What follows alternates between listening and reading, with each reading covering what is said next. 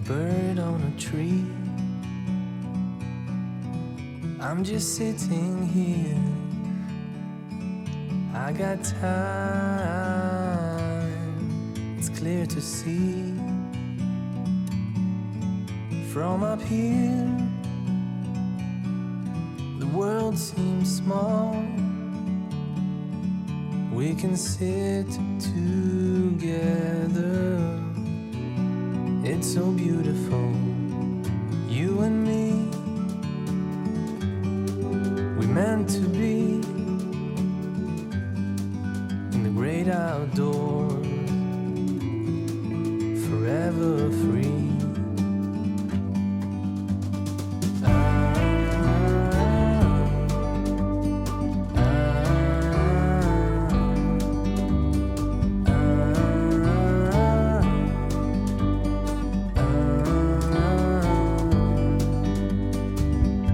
Sometimes you need to go and take a step back to see the truth around you. From a distance you can tell.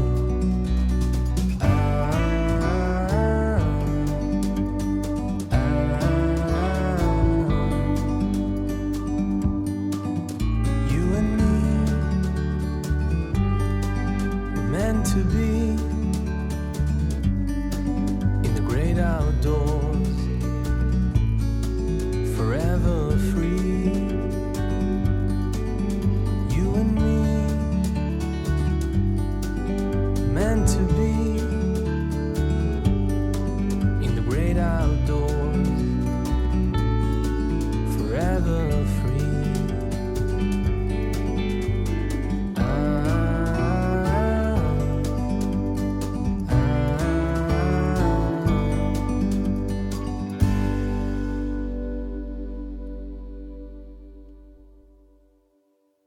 안녕하십니까. 충청인문여지도 해설 이현조입니다. 이번 충청인문여지도는 태안의 가로림만으로 다녀왔습니다. 가로림만은 충청남도 태안군에서 충청남도 서산시까지 걸쳐 있는 만입니다. 반폐쇄성 만으로 만 내부에는 고파도, 조도, 옹도 등이 있고 항구로는 대산항이 있습니다. 오페르트의 기록에는 가로림만을 캐롤라인 만이라고 적고 있습니다. 가로림만은 북쪽을 제외한 동, 서, 남쪽이 막혀 있으며 해안선의 길이는 161.84km, 해역 면적은 112.57 제곱킬로미터, 입구 폭은 3.2km이고요. 남쪽 폭은 22.4km입니다. 대부분이 닫혀있고 서해안에 위치한 만이라는 지형적, 해양적 특성상 큰 갯벌이 형성되기 용이하며 갯벌 면적은 81.9 제곱킬로미터입니다. 국내 갯벌 중 가장 큰 규모로 존재하며 충남의 양식업과 연안어업을 책임지고 있다고 볼 수 있습니다. 한편 지형적 특성을 살려 조력 발전지로서 최적의 위치로 여겨서 가로림 조력 발전소 건립 계획이 추진되었으나 환경단체와 지역 주민들의 반대로 무산됐으며 가로림만 해양보호구역 지정으로 발전소 건설 가능성은 0에 가까워졌습니다. 전박이물범의 서식지로 해양수산부는 2016년에 가로림만을 해양보호구역으로 지정하였습니다. 박정희 정부 말쯤에 공업지구가 남동 임해 지역에 집중되며 상대적으로 호남과 충청권이 소외되고 이들 지역의 노동력이 수도권으로 집중되는 문제를 해결하고자 당시 공주시 인근에 계획 중이던 행정수도인 백지계획과 연계해 중부 종합공업기지라는 이름으로 대규모 항만과 이를 중심으로 제2의 싱가포르라 할 수 있는 대규모 공업단지를 건설한다는 계획을 세웠으나 12.6 사건으로 박정희가 서거하며 백지계획과 동시에 무산됐습니다. 전박이물범은 북태평양의 보퍼트해, 축치해, 베링해협, 그리고 오호츠크해 연안에 서식하는 바다표범의 일종인데요.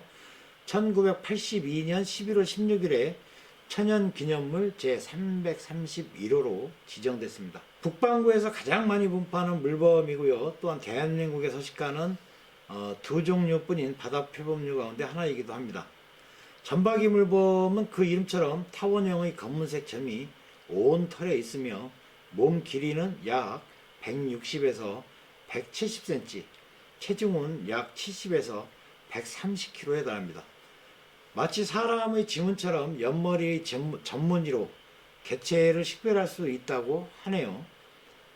참 물범과 비슷하지만 골격과 생태적으로 차이가 있습니다.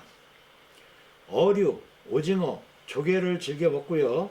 천적은 범고래, 상어 중에서도 백상아리, 뱀상어 같은 종류가 천적입니다. 점박이 물범은 한반도에 연중 서식하는 개체와 회유 개체군으로 나뉘는데 백령도 영해의 암초에 100에서 300마리가 서식하고 있는 개체가 연중 서식하는 개체입니다.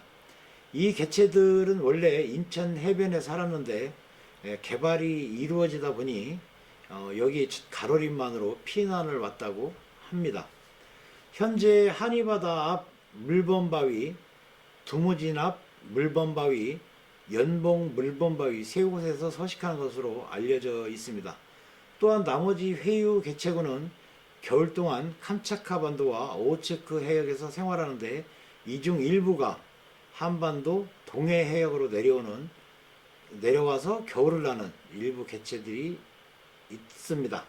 이에 회유 개체군은 동해안과 접하고 있는 강릉, 울릉, 포항 등에서 관찰이 된다고 하네요. 그럼 앞서 처음에 설명드릴 때 오페르트가 캐롤라인 만이라고 기록을 했다고 그러는데 오페르트에 대해서 좀 살펴보도록 하겠습니다. 오페르트 도굴 사건 또는 남연군 분묘 도굴 사건의 주인공입니다. 독일 연방 함부르크 출신의 유대인 상인이자 학자인 에른스트 야코프 오페르트가 1868년 우리나라 지금 고종 5년입니다. 충청도 덕산군에서 흥선대원군의 생부인 남연군 2구의 묘를 도굴하려다가 미수에 그친 사건을 말합니다. 오페르트는 자신을 영국군이라고 속여 두 차례나 조선을 방문했고 세 번째 방문 이후의 경험담까지 합쳐서 회고록을 썼습니다. 그 회고록에서 캐롤라인만이라고 기록을 했다는 거죠. 오페르트는 독일 당시엔 프로이센입니다. 독일 함부르크의 부유한 유대인 은행가 집안에서 태어났습니다. 여러 형제가 있었으며 형제 중 일부는 당시 독일에서 제법 저명했던 동양학자가 되었습니다. 이런 집안 분위기 속에 동양에 관심을 가지게 된 오페르트는 19살 때 1851년 홍콩으로 건너가 사업을 시작했습니다. 하지만 홍콩에서 사업이 기울어 파산 위기에 처하자 조선으로 관심을 돌렸습니다. 그리하여 1866년 두 차례에 걸쳐 조선에 통상을 요청했으나 실패하고 돌아갔습니다. 1867년 홍콩에서 파산한 뒤에 오페르트는 1868년 4월 세 번째로 한반도 답사를 계획하고 한때 상하이 미국 영사관에 근무한 미국인 모험가 프레드릭 헨리 메리 젠킨스를 자본주로 하고 프랑스인 선교사 스타니슬라스 페롱 신부를 통역관 겸 보좌관으로 대동하고 차이나호에 백인 8명, 말레이인 20명, 조선 천주교도 몇 명, 천국인 승무원 약 100여 명을 태우고 상하이를 출항했습니다. 한국에 도착한 그들은 북독일 연방 국기를 개양하고 충청도 홍주목 행담도에 와서 정박하였다가 구만포에 상륙을 했습니다. 러시아 군병을 자칭하며 함부로 총칼을 휘둘러 지방 간원조차도 접근하지 못하게 한 다음 어둠을 타서 덕산, 가동에 있는 남연군의 무덤을 파헤치기 시작했습니다. 덕산 군수 이종신과 묘지기 및 몇몇 주민이 이를 제지하려 하였으나 무장한 서양인 무리를 당할 수가 없었겠죠. 그러나 날이 밝아 주민들이 몰려오고 내하의 퇴조, 그러니까 썰물로 인해 이제 하천에 우리 빠져나가는 걸 말하죠. 퇴조 시간이 임박해지자 이들은 관곽까지 파낸 것을 그대로 버려두고 구만포로 퇴각을 했습니다. 이 부분에서 오페르토 본인의 회고와 이종신이 상부에 올린 보고가 엇갈리는데, 일단 앞뒤가 맞는 쪽은 오페르트의 회고록에 기록된 내용입니다. 오페르트는 이종신이 나를 막아서자 나는 스스로를 러시아 군병이라 일컬으며 위협했고, 겁을 먹은 이종신이 남해군 무덤으로 가는 지름길까지 가르쳐 주었다고 적었습니다. 반면 이종신은 한밤중에 오페르트와 그의 부하들이 관아에 쳐들어와서 파괴 행각을 벌였다고 주장을 했습니다. 하나 오페르트 일당의 목적은 물자 약탈이나 반란이 아닌 도굴행위 그 자체였으며, 관아에서 분탕질하며 어그로를 끌 만큼 시간 여유가 없었음을 감안하면 오페르트의 주장이 조금 더 설득력이 있다고 볼 수 있습니다. 땅을 파는 과정에 대해서도 오페르트는 조선인들의 도구를 빌렸고, 이종신을 비롯한 조선 관원들은 얼씬도 하지 않았으며 따라서 저항도 받지 않았다고 회고했으나, 이종신은 내가 군병을 이끌고 어떻게든 막아보려 했지만 총기를 겨눠서 위협하는 통에 물러섰다고 주장을 했습니다. 이에 대해서는 오페르트의 회고대로 보고를 올리면 이종신은 무력에서 밀렸다고는 하나 서양 오랑캐들을 막아서기는커녕 길을 알려주고 도구까지 빌려준 것이 되므로 어떻게든 최대한 막아보려 했지만 안 됐다는 뉘앙스로 보고를 올렸다는 설이 유력합니다. 어쨌거나 확실한 것은 오페르트 일당은 도굴에 실패를 했고 석회층에 맡겨 5시간 동안 삽질만 계속하다 결국 도굴을 단념했다는 사실입니다.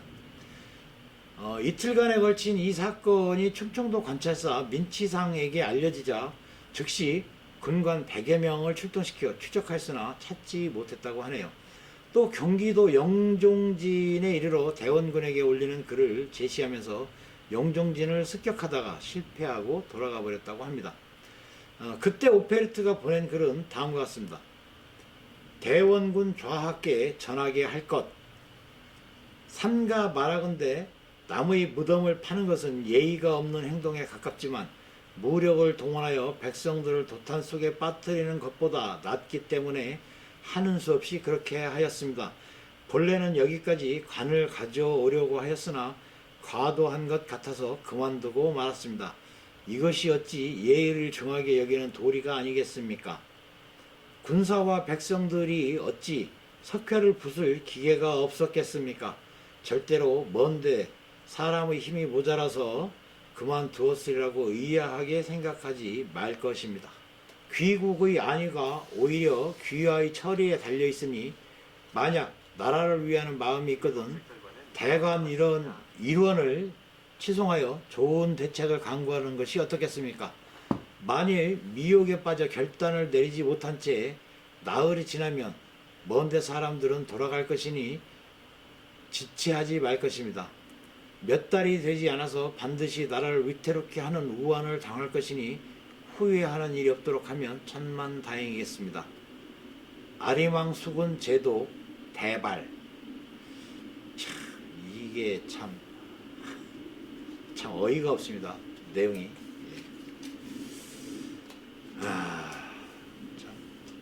이 정도면 거의 후한무치한 지경이죠. 후한무치. 보시다시피 유교 국가하고 목으로 떠나서 뭐 인도적으로 보아도 한참 도를 넘는 내용이죠.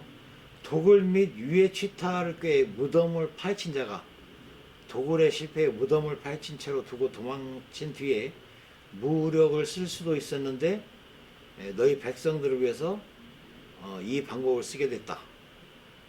힘이 부족해서 그런 게 아니라 생각해보니 과해서 그쯤에서 그만둔 거다. 나라를 생각한다면 우리가 물러나 줄 테니 빨리 통상하게 문이나 열어라.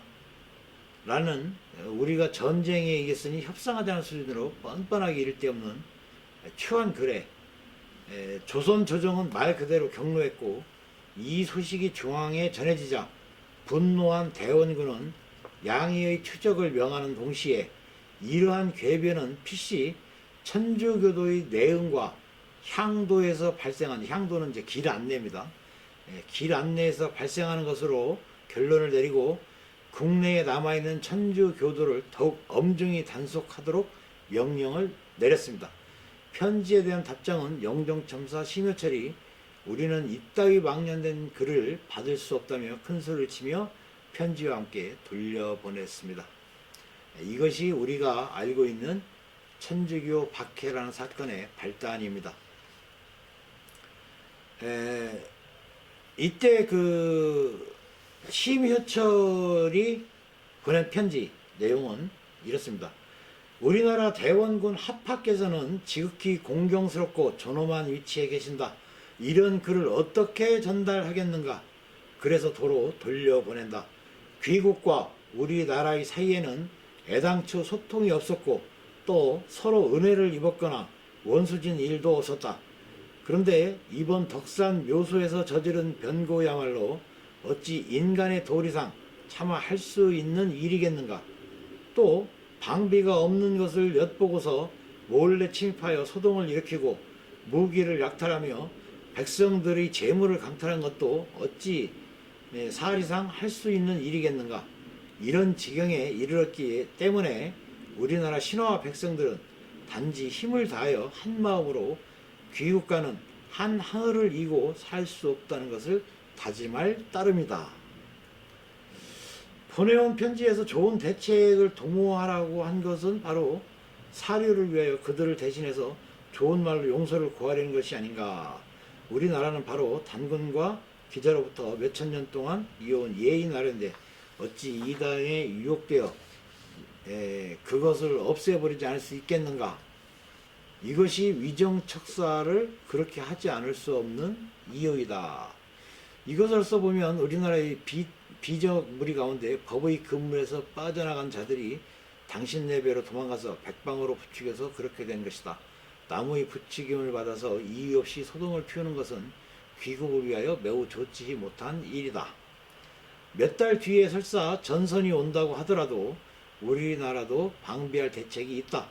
대원군 합하께서 국정을 확고하게 잡고 계신 데 대해서는 내가 잘 알고 있다. 이제부터 표류해 오는 서양 각국의 배에 대해서는 먼 곳의 사람을 회유하는 도리로 대우하지 않을 것이니 다른 말을 하지 말라. 이렇게 알라. 우리가 흔히 말하는 쇄국정책의 또 단초가 되기도 하는 사건이죠. 편지를 아예 전하지도 않고 돌려보낸다는 말을 써서 영종첨사 명의로 답하기는 했지만 그 내용이 실록에 남은 것으로 볼 때 편지의 내용은 조정에 전해졌고 대원군도 이 내용을 읽었을 것으로 추측이 됩니다. 답신과 관련해서는 소란을 피운 외국인이 말도 안 되는 내용으로 쓴 편지를 한 나라의 실권자 명의로 답하는 것만으로도 미신 문제가 있기에 대원군의 의중을 전하는 편지라도 일부러 대원군 명의를 쓰지 않은 것으로 봐야 하겠습니다. 특히 답신의 마지막 문단은 대원군의 의중을 직접 전달을 받은 것이 아니고서는 마음대로 쓸 수 있는 내용이 아니라고 보여지죠. 도굴에 가담한 천주교인들은 3년 후에 체포되어 모두 능지형을 당했습니다. 원래 대원군은 서방에 대해 많이 알지는 못했지만 권력을 잡은 초기엔 개방에 그렇게까지 부정적인 모습을 보이지 않았다고 하네요. 그러나 이 시기에 병인양요, 오페르트 도굴 사건, 신미양요가 연달아 터지면서 조선사회에서 서양에 대한 이미지는 바닥으로 떨어졌고 대원군 입장에서도 서양과 수교를 맺는 건 조선의 백성과 왕족을 능멸한 문화권 사람들과 손을 잡는 모양새가 되어버렸습니다. 정치는 명분이 매우 중요한데 결국 이 사건은 조선의 정치인들이 개방을 주장할 명분이 사라지는 단초를 제공한 사건이라고 볼 수 있겠습니다. 이들의 항해의 목적은 뒷날 젠킨스가 이 사건으로 법정에서 진술한 바에 의하면 첫 번째, 조선 왕국과 통상조약의 체계를 교섭하는 것. 두 번째, 조선의 사신 한 명을 배에 태워 세계 일주 여행을 시키자고 하는 것. 세 번째는 이와 같이 하여 은둔국인 조선을 세계에 소개하자는 것 등이었다고 합니다. 정확한 이유는 밝혀지지 않았으나 이들은 조선인이 시신을 소중히 여긴다는 사실을 알고 관을 미끼로 조약을 체결하려고 했던 것 같습니다.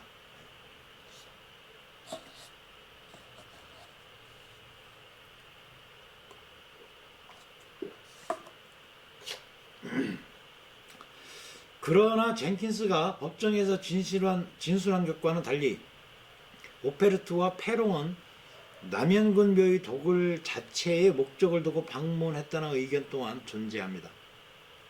페롱 신부는 상해로 도망친 조선인 천주교도 7명, 이름이 최선인, 심순여 등이라고 하네요.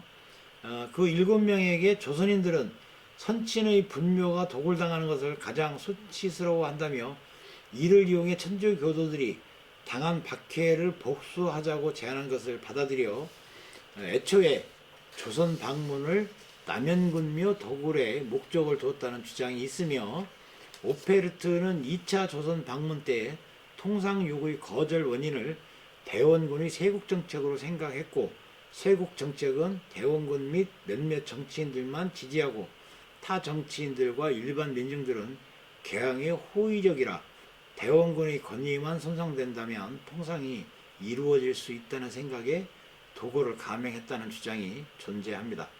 하지만 대다수 정치인들은 개항에 반대했고 심지어 지방의 양반들 또한 같은 의견이었다고 하네요. 게다가 나중에 개항 후 민심을 보면 대다수 민중들도 개항을 달가워하지 않았을 가능성이 큽니다. 그 개항을 원하는 민중은 아마도 천주교도 중에 극히 일부였을 것이라고 추정이 됩니다. 설령 개항을 갈망한다고 해도 남의 무덤을 파헤치는 자를 절대로 좋게 볼 수는 없겠죠. 시신을 미끼로 조약을 체결하겠다는 기대도 참으로 허황된 것이 아닐 수 없습니다. 왕조 국가의 국민들은 비록 어느 정도 불만은 있을지언정 그 질서에 대부분 순응을 했습니다. 사회 대다수가 현 정권에 순응하지 않는다면 혁명이나 쿠데타, 반란 등의 정권 전복 시도가 일어났을 것입니다. 그리고 자신들이 인정한 혹은 어떤 순응한 국가의 수반이 같은 국가의 사람도 아니고 외국인에 의해 모욕당한다면 아무리 그 수반이 썩 마음에 들지 않는다 하더라도 나라 자체에 대한 모욕으로 받아들여지겠죠. 게다가 대원군은 경복궁 중건 정도를 제외하면 여러 개혁 정책이 백성들의 호평을 받고 있던 때였습니다. 이것은 국가 권력의 기반이 왕에게서 나옴을 천명하는 왕정국가나 사실상 국가 수반이 그 나라 자체인 독재정은 물론 딱히 국가 수반이 국가라는 공식이 성립되지 않는 공화정 국가에서도 일반적으로 통용되는 사실입니다. 하다못해 현대 대한민국에서도 자신이 지지하지 않는 대통령이라 하더라도 대통령이 외국인에게 부당한 모욕을 당했다면 대부분 분노하지 않을까요? 네. 또한 오페르트의 예상이 맞다고 쳐도 권위 손상에도 방법이 있겠죠. 네. 조선뿐만 아니라 모든 인류 문명권에선 시신과 장례, 무덤에 대한 모독은 누가 누구에게 했건 간에 천인 공노할 야만적 모독으로 여겨집니다. 2500년 전인 춘추 전국 시대에도 오자서가 철천지 원서의 시체를 꺼내 매질하자 친구인 심포소가 아무리 복술하지만 시체 외서는 인간적으로 좀 그렇지 않냐 라고 꾸짖은 기록이 있었을 정도였고, 오페르트 또한 본국의 법정에서 기소되어 재판에 회부되었습니다. 비록 증거 불충분으로 무죄 방면되긴 하지만 제국주의 시대에 나름 난다긴다는 열강의 시민이 비문명국에서 저지른 범죄에 대해서 법정에 섰을 정도면 그 자체로 큰일이 맞는 것 같습니다. 실제로 국력이 비슷한 옆 나라에서 그랬다면 바로 국교 단절까지 가도 할 말이 없는 모욕적인 행위죠. 수교를 원한다면서 좋게 접근할 생각은 안 하고 도굴을, 그것도 조선인들이 시신을 중요히 여긴다는 걸 알면서 국왕의 할아버지 무덤을 도굴할 생각을 한 이유가 참으로 궁금합니다. 한편 오페르트 일당은 이후 영사관으로 소환당해서 조사를 받았고요. 그 뒤 미국 주도에 이루어진 영사재판에서 오페르트와 젠킨스가 모두 기소당했으나 혐의 및 증거 불충분으로 불기소 처분을 받았다고 합니다. 하지만 오페르트가 해군 제독을 사칭한 사실이 프루이센에 딱 걸려가지고 오페레트는 본국으로 소환됐고 또 재판을 받고 실형을 언도받아 옥살이를 했다고 하네요. 조선 정부는 오페레트 일행의 만행에 대해 청나라 예부에 자문을 보내서 이 사건을 알리고 이 사건에 관계된 인물들이 국가 영사들에게 통보하는 동시에 사건 해명을 요청했다고 합니다. 청국 정부의 요청을 받은 상해 주재의 프로이센 영사는 사건의 중모자 3인, 즉 오페르트, 페롱, 신부, 그 다음에 젠킨스 등은 프로이센 사람이 아니며 선주, 멜로와 선원들은 저는 업무 사실을 몰랐다는 등의 해명을 했다고 합니다. 한편 상해 주재 함부르크 영사는 오페르트의 혐의 사실을 시인하면서 그를 조사한 후 본국으로 송환하여 응분의 처벌을 받게 하겠다고 해명했다고 합니다. 이 오페르트는 본국에서 실형을 받아 감옥살이를 했습니다. 제너럴 셔먼호 사건 이후 조난선 구제 문제를 놓고 교섭함으로써 조선과 실질적인 관계를 맺고 있던 미국 측의 총영사 휴워드는 북경주재 미국 대리공사 윌리엄즈와 상의한 후 젠킨스를 불법적이고 수치스러운 원정을 준비했다는 등 8개의 범죄 조항을 들어 주 상해 미국 영사재판소에 기소를 했습니다. 업로드된 본편을 감상하시다 보면 가로린만 국가해양정원이라는 말이 나옵니다. 네, 이상으로는 오페르트에 대해서 알아봤고요. 다시 본론으로 돌아와서 가로린만으로 좀 더 해설을 해드리도록 하겠습니다. 업로드된 본편을 감상하시다 보면 가로린만 국가해양정원이라는 말이 나옵니다. 가로린만 국가해양정원은 멀리 조력 발전소까지 거슬러 올라갑니다. 1973년 박정희 대통령의 조력 발전소 검토 지시에 따라서 정부는 1980년 가로린만을 후보지로 선정을 했습니다. 2006년과 2013년 전력 수급 기본계획에 반영했고 2007년에는 조력 발전소 건설, 청사진 등이 등장을 합니다. 그러나 이 계획은 2011년과 2012년 환경 영향 평가를 통과하지 못했습니다. 가로림 조력 발전 주식회사가 사업 준비 기간을 늘려 사업 추진 의지를 보였으나 2016년 해양 보호구역으로 지정 발전소 건설이 무산이 됐습니다. 이 과정에서 지역 주민들 사이에 찬반 양론이 불거져 심각한 갈등이 빚어졌는데 충남도가 수습에 나서 47개 마을이 참여하는 주민협의회를 구성했고 지속 가능한 발전 전략을 모색하게 됩니다. 가로림만 국가해양정원은 전면적인 개발보다는 보전과 활용에 초점이 맞춰진 사업입니다. 사업의 기본 방향도 새로운 유형의 국가해양정원으로 조성하여 글로벌 해양 생태 관광의 거점을 구축하고 가로림만의 지속 가능성을 기반으로 하는 복원, 보전 및 활용 방안을 마련한다. 지역과 함께 성장할 수 있는 발전 전략을 수립한다 등 3가지로 정했습니다. 이 사업은 21세기형의 새로운 친환경 친주민 지역발전 전략이라고 평가가 되고요. 갯벌을 메워 산업단지나 관광 위락, 주거시설을 조성하던 것과 전혀 다른 방법론이 등장한 것입니다. 생태를 파괴하고 훼손하던 방식에서 벗어나 갯벌을 복원, 보존하고 이를 활용하는 쪽으로 전환했다고 평가됩니다.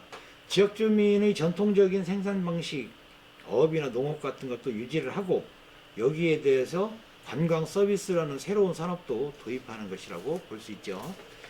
사업 내용은 서산시와 태안군 일원의 159.85제곱킬로미터 갯벌에 2,448억 원을 투입하여 해양 정원을 조성하는 것입니다. 갯벌 생태계를 복원하고 해양 정원센터, 생태 탐방로, 해양 힐링 숲, 생태 학교, 해양 문화 해설 섬, 전박의 물범 전시 홍보관 등을 추진한다고 하네요. 갯벌을 보존하면서 육지에 관광과 휴양, 교육을 위한 공간을 조성하는 것이라고 보여집니다. 가로림만 국가해양정원은 해양수산부, 해양신산업, 혁신전략과 국토부 제5차 국토종합계획에 들어가 있습니다. 윤석열 대통령의 선거 공약에도 포함이 됐습니다. 이에 앞서 가로림만 일원이 국내 첫 해양생물보호구역으로 지정이 됐죠. 지역 주민과 서산시, 태안군, 충청남도가 염원하고 주무부처인 해양수산부도 사업 추진 의지를 밝히고 있지만 예비 타당성 조사가 가로막고 있습니다. 지난 2022년 기획재정부가 조세재정연구원에 의뢰한 조사 결과 비용 대비 편익이 0.5로 나온 것입니다. 그러나 가로림만 국가해양정원 실시 설계비 21억 5천만 원이 반영돼 있어 한국개발원에서 예타 재조사를 진행 중이라고 하네요. 전문가와 지역 주민들은 예타를 면제하거나 조사 방법을 대폭 수정, 보완해야 한다고 주장하고 있습니다. 해양정원은 갯벌의 복원과 보전, 최소한의 활용을 전제로 한 사업으로 개발에 초점이 맞춰진 기존의 조사 방법을 적용하는 것과 그것은 비과학적이고 불합리하다는 주장입니다. 해양수산부에 따르면 우리나라 갯벌의 생태계 서비스 가치가 연간 17조 8,121억 원이라고 하네요. 2020년 기준으로. 수산물 생산과 오염물질 정화, 지진, 해일 등 재해 저감, 관광과 휴양 등의 가치가 날로 커지고 있습니다. 우리나라 전체 연안 습지 면적은 2,482제곱킬로미터입니다.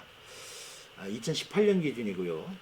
이 중에서 가로림만이 159.85제곱킬로미터로서 6.44%를 차지해야 한다고 합니다. 대략 따져봐도 가로림만에서 연간 1조 1,471억 원에 이르는 생태 서비스 가치가 생산되고 있는 것입니다. 더욱이 가로림만은 세계 자연보호연맹이 멸종 위기종으로 지정한 점박이, 물범 등 402종의 해양 생물이 서식하는 생태계의 보고라고 합니다. 갯벌이 무한한 가치 경제성을 반영을 해야 한다는 주장도 있습니다. 전문가들은 예비 타당성 조사에 이런 갯벌의 가치를 반영해야 한다고 주장을 하고요. 개발로 누릴 편익도 중요하지만 보존으로 발생하는 가치도 중요하다는 주장입니다. 또한 해양 보호구역으로 지정됨으로써 생태계 보존을 위해서 지역 주민들이 계속 감수해야 할 마이너스 편익도 배려해야 한다고 합니다. 새로운 시대적 흐름에 발맞춰 경제성 평가를 탄력적으로 운영해야 한다는 것이 이들의 주장입니다. 가로림만 국가해양정원은 기존의 순천만 국가정원이나 태화강 국가정원과 성격이 전혀 다릅니다. 순천만 국가정원은 국제정원 박람회를 개최했던 것을 2015년에 국가정원으로 지정한 것이고요. 태화강 국가정원은 울산 시내 도시근린공원을 2019년 국가정원으로 지정을 한 것입니다. 국회는 지난해 12월 해양생태계의 보전 및 관리에 관한 법률을 개정하여 국가해양정원, 법률상 명칭은 국가해양생태공원이라고 하네요. 어쨌든 국가해양정원 지정과 관리의 법적 근거를 마련했고요. 가로림만이 본격적인 의미의 첫 국가해양정원이 되는 셈입니다. 기재부와 해수부, 한국개발원은 열려있는 사고로 열악한 가로림만 연안 주민들의 경제 환경을 개선하고 대통령 선거 공약도 지킬 수 있도록 결단을 내려야 할 것으로 보입니다. 이상의 내용의 일부는 대전일보에서 발췌를 했습니다. 이상 충청인문여지도 해설을 마치도록 하겠습니다. 시청해 주셔서 감사합니다.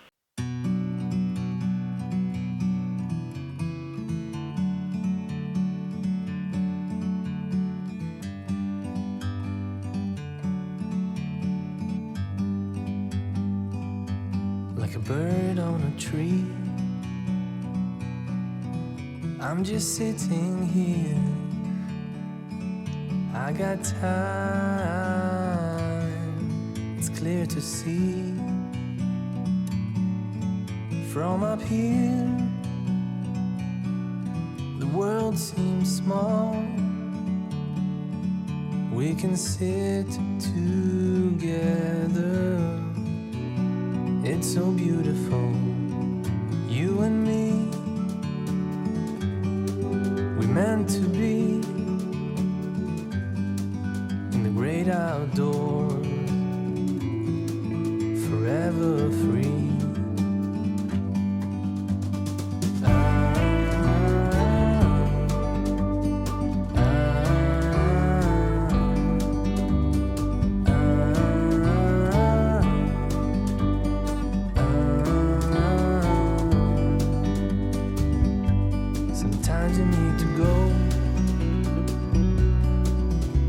take a step back to see the truth around you. From a distance you can tell